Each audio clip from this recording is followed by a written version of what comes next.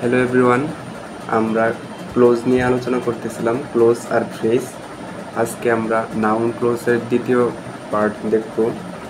তাহলে noun noun phrase noun phrase তাহলে noun phrase নিয়ে যদি একটু আলোচনা করি, ফ্রেজ কি? ফ্রেজ হচ্ছে এ গ্রুপ অফ ওয়ার্ড যেখানে ভার্ব থাকবে না, অর্থাৎ বাংলাতে যদি আমি বলি শব্দগুচ্ছ।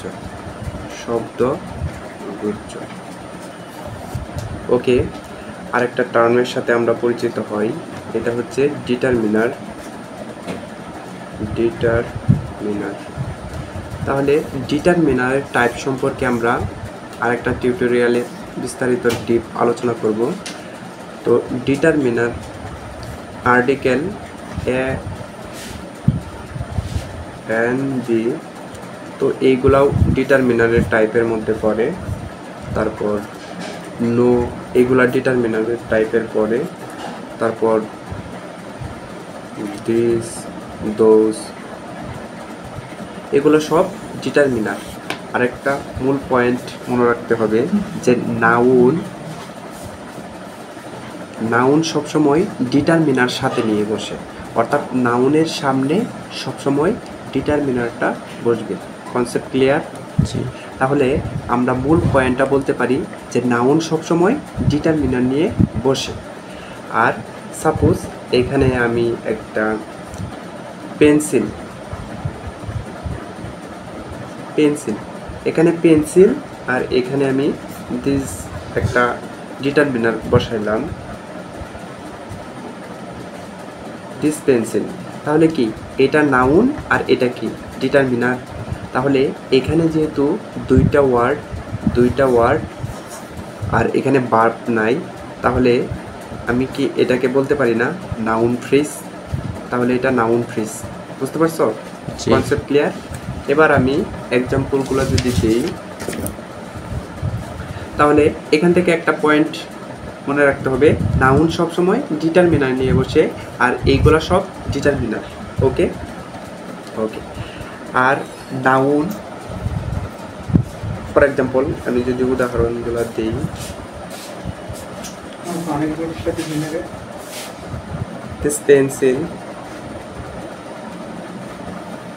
this pencil are black।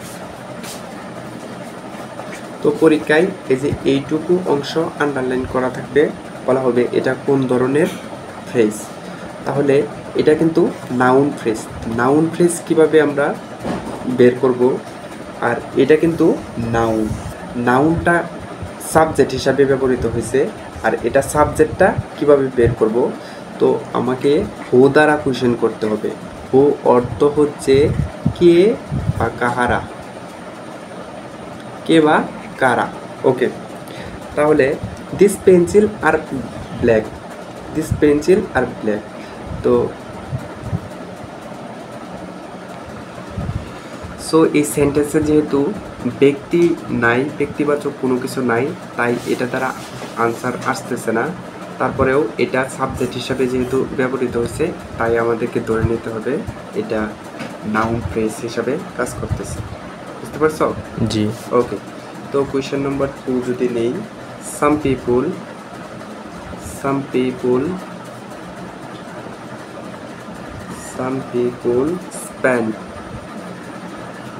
Spend মানে ব্যয় করা, a lot of money।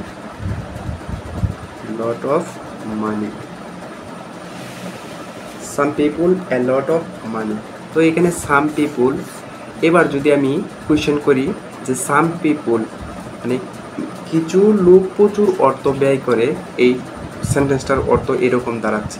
তাহলে এখানে কিন্তু যেহেতু ব্যক্তিবাচক আছে, তাই আমি যদি কোয়েশ্চেন করি তো কারা ব্যয় করে, তো এটা দ্বারা কিন্তু আনসার কিন্তু ডিরেক্টলি চলে আসতেছে।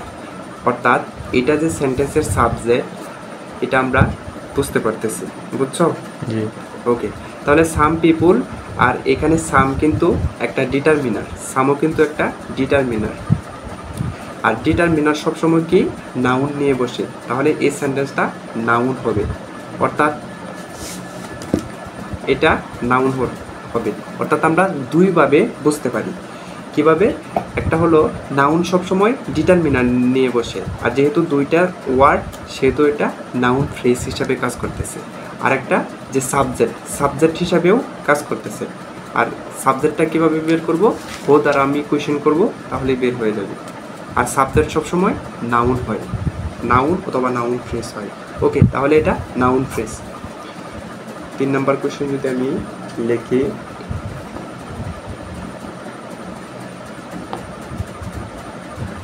those houses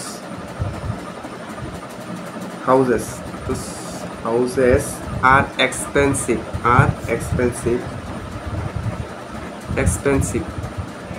expensive মানে ব্যয়বহুল। তাহলে এইটুকু কি? এইটুকু যেহেতু সাবজেক্ট হিসাবে ব্যবহৃত হয়েছে, আর হাউস তো এটা নাউন, আর এটা কি ডিটারমিনার, তার মানে এইটুকু কি নাউন ফ্রেজ।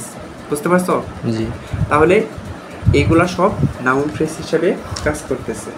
ওকে।